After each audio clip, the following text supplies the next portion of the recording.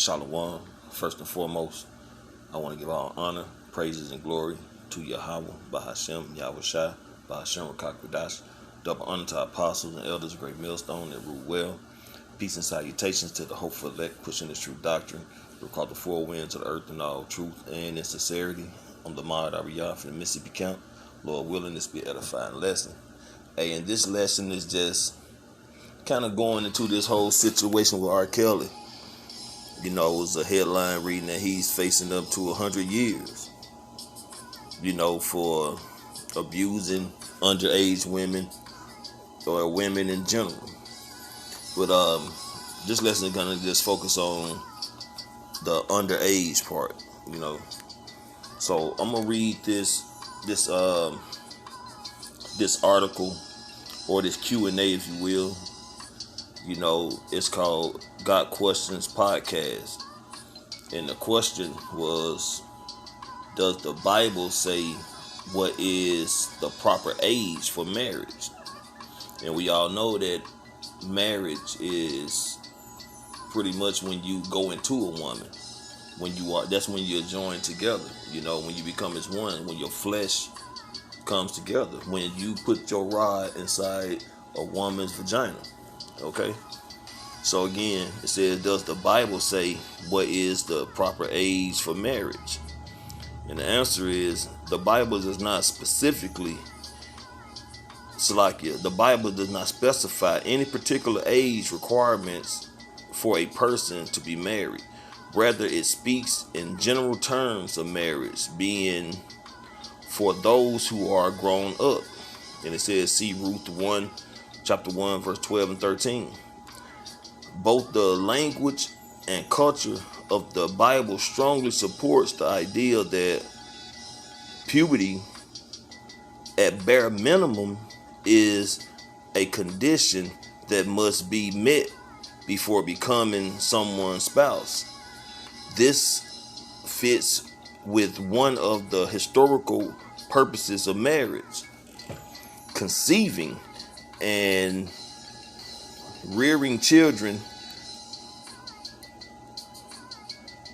Scriptural evidence indicates that those too young for childbearing are not candidates for marriage, though there is no explicit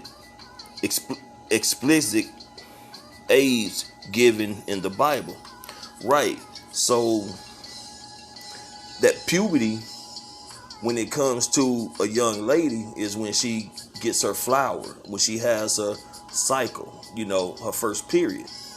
That means she is ready to be able to have intercourse and bear children, you know. And this is just the ways it was done in the days of old, and it's still like that in some places, especially in the East, you know.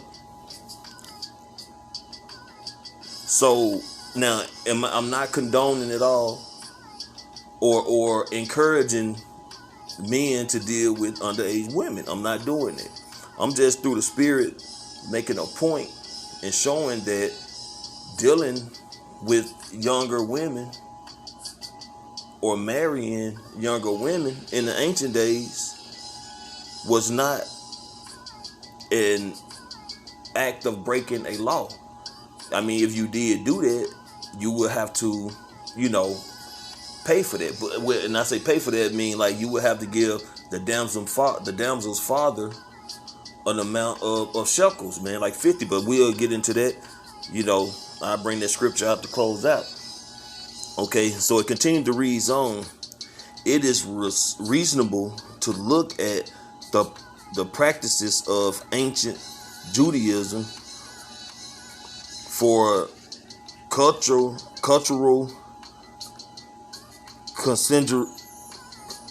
consideration. Salaki, man, my reading brothers, I don't know what's going on. Cultural considerations on the proper age for marriage.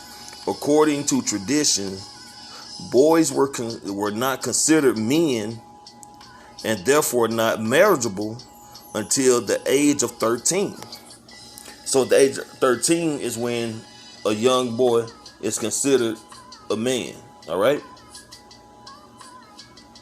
Girls were not considered women until age 12.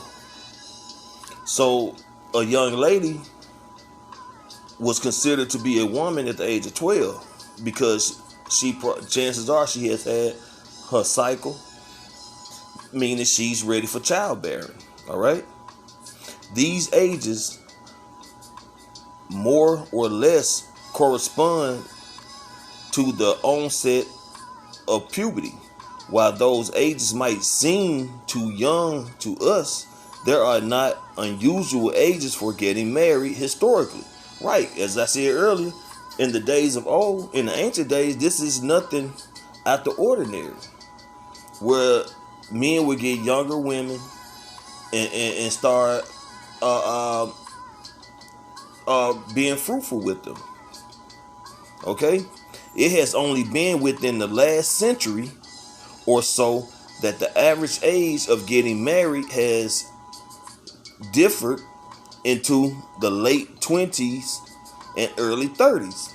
So it started being an issue in the late 20s, where it was looked at or frowned upon because it was considered child abuse or being a pedophile. Okay? So, with that article being brought out, I want to get into this article. Pretty much mainly the headline, but I may read down a little bit. So this is the New York Times. This was published September the 13th, 2021, right? Okay. And the headline reads, R. Kelly sexually abused Aaliyah when she was 13 or 14, witnesses say. All right. So,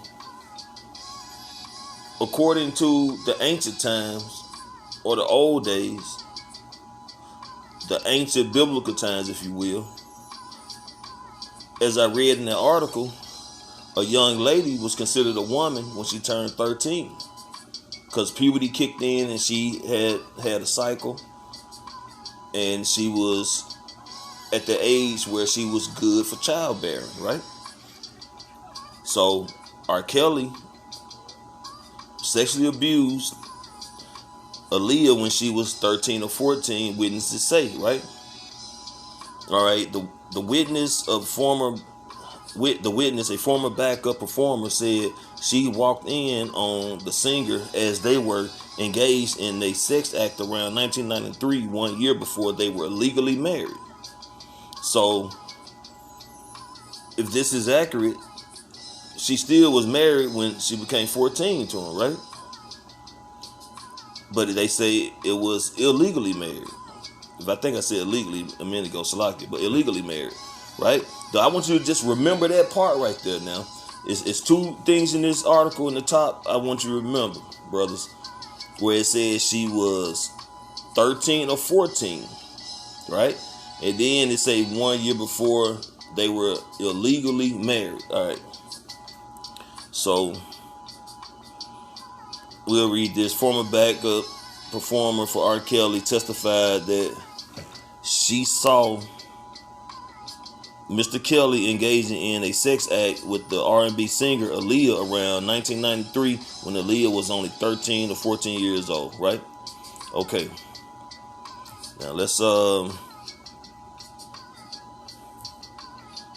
take it back a notch. Now remember that one.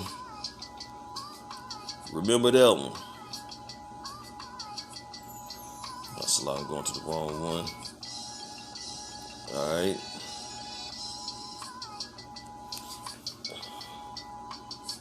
All right, then we got this one.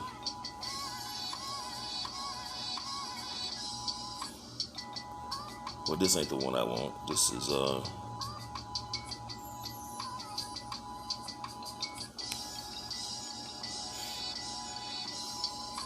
Slocky. This ain't the one I want. Damn, what the hell the article I was looking for?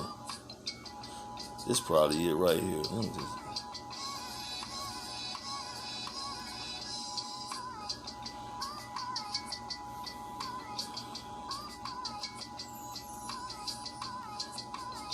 Damn. Anyway, we'll just go with this right here. This is just as good. This reads on September the 13th, 1959. During Elvis Presley's Army career, he met Priscilla at a party at his home in Bad Nahum, Germany. At the time, she was only 14 years old and he was 24. But Priscilla married Elvis 8 years later when she was 21 years old. Now, R. Kelly, the headline, was he's saying R. Kelly sexually abused Aaliyah when she was 13 to 14 years old, right? And this reads that it's just pleasant. But damn, I gotta find that article, man, what I was reading a minute ago regarding this.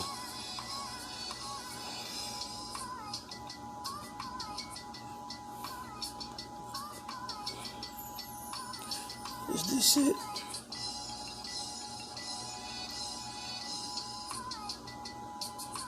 Okay. We'll just go with this one. This is the biography. This was published July 31st, 2019.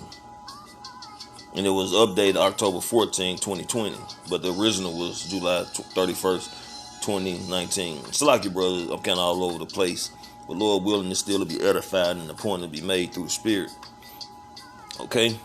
So, this reads, Elvis felt pressure to marry Priscilla and trained her to become his perfect wife. Right. So, Elvis met this young lady in the first article I said at a party, and she was the age of 14. R. Kelly, these young ladies he was dealing with, a lot of them, was brought or met him backstage, right? You know, but it still make you wonder, okay, so where the parents was at? Because 9 times out of 10, the parents already had their hands in this because of who these men are, who they were, their statue, and it was a meal ticket, you know?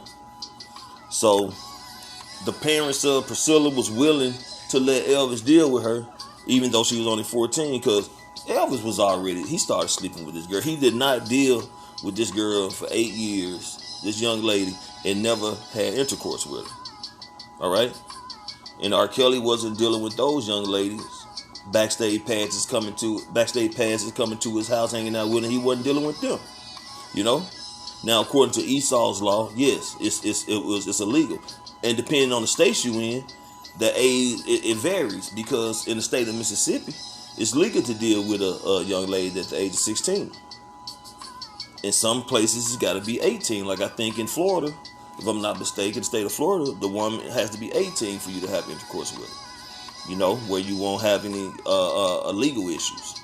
You know, but I'm gonna continue on. Though they ended up divorced, Priscilla has continued to call the King of Rock, blah, blah, blah. Okay, Elvis Presley and Priscilla Beaulieu, or however you pronounce that, Presley, first met when he was 24 and she was 14. Their age difference wasn't a problem for Elvis. Hell, it wasn't a problem for R. Kelly, who thought he could mold Priscilla into his ideal woman. And that's another reason why, man, because when they're young, they can be trained up to, you know, serve their husband. You know, because woman means servant. All right? A woman's supposed to be a man's helpmeet.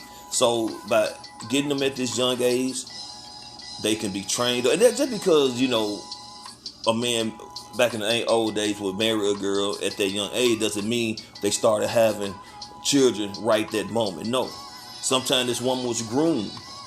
You know what I'm saying? She was groomed throughout the years. May not start having children when she was 18, 19, 20, 21, so on and so forth. at a delicate age, being young, in her early teens or early 20s. But at the same time, that doesn't mean just because he married at 13, 14, that she started bearing children immediately. In some cases they did, some cases they didn't. Okay? Elvis, who thought he could mold Priscilla into his ideal woman, going along with how Elvis wanted to shape her, was at first acceptable to Priscilla, but as she grew older, she began to seek more control over her own life, which was something their relationship couldn't survive. And with influence of this wicked society, women's the women's movement, women's rights thing, and just the wicked spirit, the disorderly and just how everything has been turned upside down in society. She started feeling, I'm assuming, like she was a slave, when Elvis was just molding her to be the woman that he wanted to be with, the woman who would serve him the way he wanted to be served. So, with that being said, kind of going off a little further than the topic I was going on, but the point is, there's no mention of sexual abuse, even though Elvis was dealing with a girl who was 14 and didn't marry till she was 18. Didn't marry until she was 21. So they dealt with each other 8 years. And there's no way that Elvis would not piping this girl, man. But my whole point is, when it comes to Jake,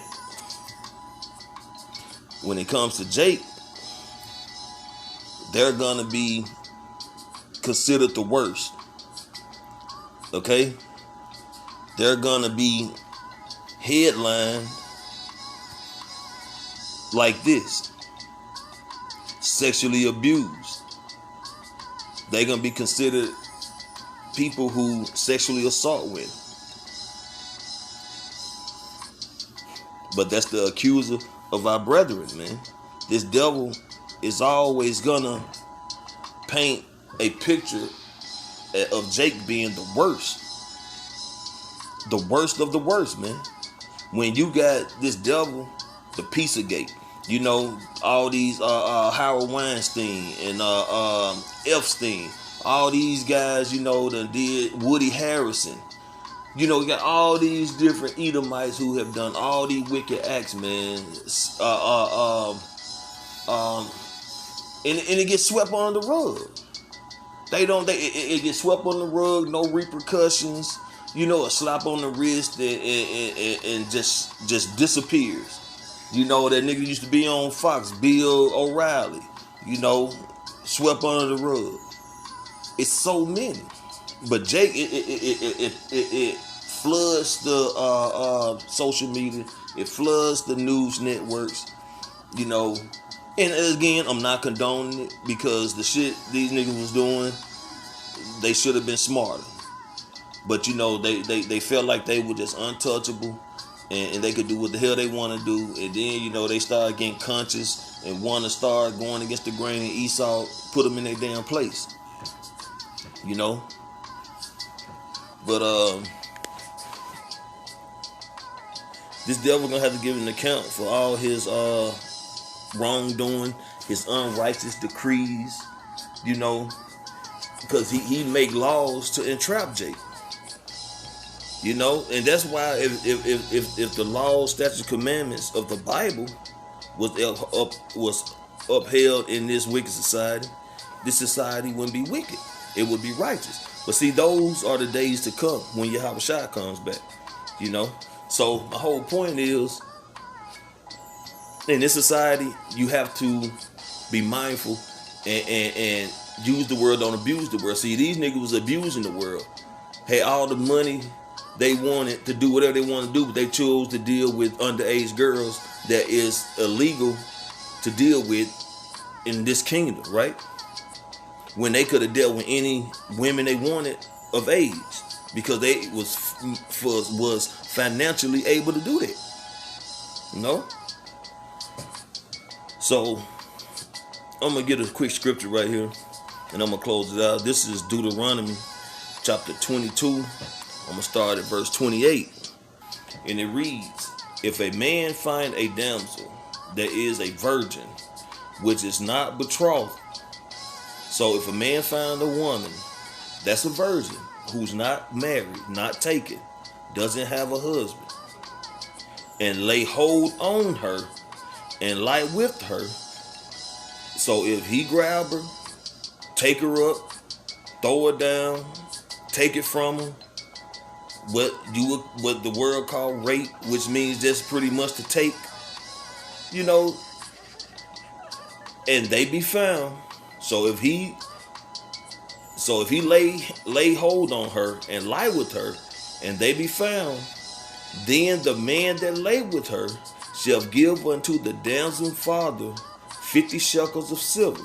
So if a man in the ancient days was to see a woman who was a virgin and she was not betrothed, if she wasn't married, and he took her and he went into her, then he would have to pay that damsel's father 50 shekels of silver, because see, she was a virgin. She was an asset to her father.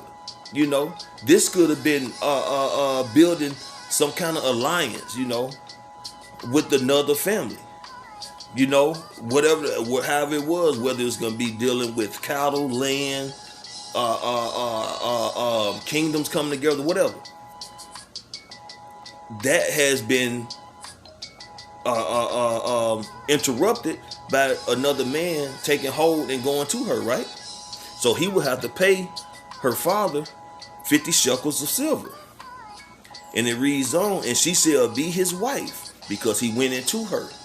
He took her virginity, and now this man has pretty much claimed her as his wife, because he have humbled her. That's right, because he has taken her virginity. He may not put her away all his days. So these women of today, at the age they are, in the ancient world, if these men have done the acts, they wouldn't have been locked up, which Elvis wasn't locked up. But R. Kelly, he wouldn't have been locked up. He would have had to pay these women that wasn't betrothed. He would have to pay their fathers a certain amount of currency, a certain amount of money for taking them and going into them. But if these women, even if they was already taken, or if they was already betrothed, if that damsel didn't cry out, then they both would have been put to death. And if she did cry out, then the man that took her would have been put to death. And see, the Bible keeps everything in balance, man. The Bible keeps everything running like a well-oiled machine, if you will. But see, when you let Esau, or when Esau gets in control, it's like the scripture says, iron rusted, so is his wickedness, man. So it's not going to run like a fine and well-oiled machine. It's going to run like a rusty-ass machine. Bearings all jacked up. It's getting stuck sometimes.